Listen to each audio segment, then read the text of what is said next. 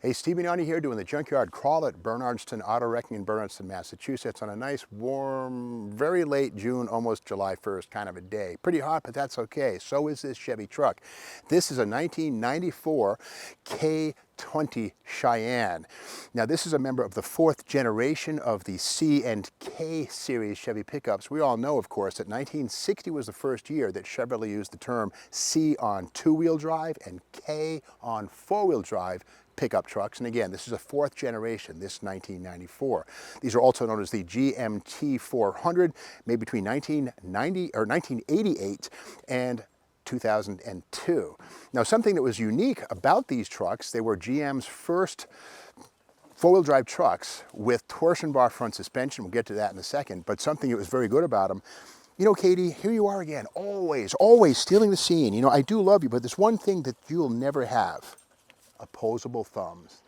That's right. You'll never build a space shuttle. You'll never build a Chevy K20. Getting back to the truck, mean scene stealer. That's what she is. Anyway, on four-wheel drive Chevy trucks, what you'll notice is these add-on plastic Fender Arches. And what these basically do is they design to trap moisture and salt and result in body rot, like we have right here. Very, very unique design, guaranteed to sell new trucks 5 or 10 years after these are rolled off the lot. But what they also do is they increase the coverage of the tire because the four-wheel drive trucks have a wider track. So on the front and the back, the four-wheel drivers get these add-on fender flares. And they also kind of add a little muscular look. But speaking of rust, one thing that was enhanced on the GMT 400 was the use of galvanized coating on steel, and you can actually see it under the paint, this sort of a funny milky shape.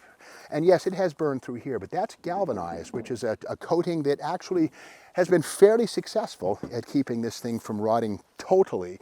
But again, galvanized, the extra attention paid to rust proofing. And now the door's not here, but this is the first Chevy pickup truck without a wind wing. The square bodies of 1973 through 87 would have a wind wing, but not on these here, no more wind wings. But again, this is also the first generation of Chevy truck available for the first time with an extended cab, not seen here. But with that said, you know, Ford and Dodge had extended cabs many years, almost a decade before GM finally gave you the option of an extended cab on a GMT 400 family.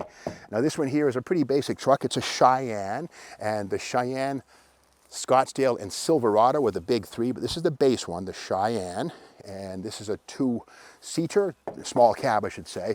And inside we can see the bench seat, the standard 80-mile-an-hour speedometer. And believe it or not, the 1994 model year, most other cars did not have the crazy 85-mile-an-hour speedometer. In fact, that mandate was lifted in 1982 as President Reagan took office. But most automakers kept it till 89, 90, and then finally went back to 100, 120, 130, 140-mile-an-hour speedometers. This one does have a little add-on Sun Pro tachometer right here to help the driver of this thing keep track of revs. This is kind of cool. These are not from 1994. Rather 1991, but this is the Chevy trucks full line catalog: vans, Blazers, Suburbans, compact pickups, full sizers. And here's the thing, if you look at them, they're both the same, right? No, this one here has Furgones, Blazers, Suburbans, pickup compactos y grandes. And this is the Spanish version of the very same catalog. Kind of an interesting thing. And again, it says the heartbeat of America on the right, but here it says Corazon de America, Telefondo, El Turco es hoy, etc. I took Spanish. I took 2 years of it. The second one was a repeat of the first one, so I'm not very good at the Espanol. With that said, though, this is not to be confused with the Mexican market catalog, because believe it or not, in Mexico, the Chevrolet trucks were similar but not the same. This is designed for folks here in the States who would prefer to read about the truck in Spanish. But in Mexico, there were absolutely Spanish versions or export versions of Chevy trucks. And we can see all the full line right here, all of this in Espanol. But on the big folder inside, the one we all know and love, the SES 454 right there, 454 SS, the major muscle truck right here, which begat the Lightning and, you know, all kinds of cool stuff. But the one thing about this, we can see 454 SS on the back, but in Mexico, there actually was a 350 SS, absolutely. I used to see them in California a lot. They came up from south of the border, and the SS 350, we never got them in the American market, but they certainly made them. But this catalog right here was 100% just like the American catalog, but written in Spanish. Anyway, one thing also interesting about these are the first Chevy pickup trucks with a glued-in windshield. We can see right here the rubber molding and the chrome lips of the square bodies is absent here, and these are glued in. But if you notice that black border inside, the whole point of that was when the windshield glue was applied, a bit of it would smear out. And what this does is hide the ugly. In fact, if you look at almost any car today, they all have glued in windows. This black border hides the ugly. So that glue can smear out a little tiny bit and it won't look too ugly behind it because it covers it up.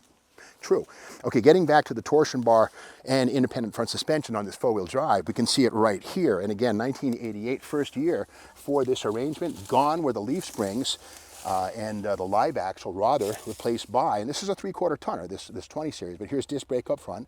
We have 8 lug front wheels, 6, 7, 8, and upper control arm forged iron, kind of cool, not a stamping. And again, here's the boot for the front drive right there, the CV joint inside of that.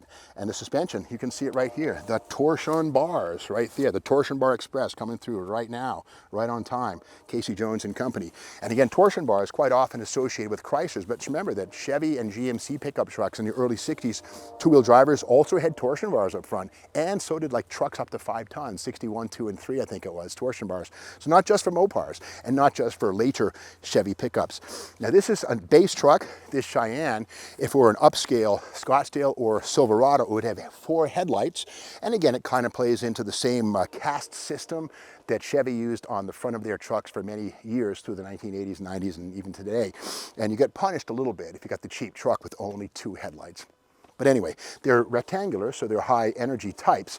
But under the hood, well, here it is. This is the basic 350, the LO5 with 200 horsepower, 310 foot-pounds, no LS motors till 2007, and future generations of the C series. But we can see right here, here's the air cleaner with 5.7 liters right there. And it's a pretty typical air cleaner. It looks like it wants to sit on a carburetor, right? Well, not so fast. This would have had a 2 Venturi throttle body on the aluminum intake. Kind of cool to see an aluminum intake, but this would have had an electronic throttle body, if you will. It was a wet flow carburetor looking thing, but it actually was EFI. And only a 2-barrel, not a 4. But here's the cold air duct right here. And it's kind of weird to look at the efforts that Chevy took to quell intake noise. I think they call these Helmholtz resonance chambers. I think these weird things right here. So as the engine sucks air, it basically rattles around inside of here and gets tamed so we don't hear the induction roar. And kind of cool here, right down to the opening. If you look here on the end, the fender's busted down, but this would seal against that. Look at this, there's a bell mouth on the raw opening. And we all know from your Hilborn fuel injection on Hemi cars back in the 60s, the funny cars, the bell mouth is the most effective means of entering air into a tube. In fact, speaking of bell mouths, right there, Hilborn fuel injection with the bell mouth. Different shapes of bell mouths, by the way, for different uses and needs. Now on this one here, there was a factory radio with the Ivy stereo system right here, very much in effort. And this was very, very exotic right here.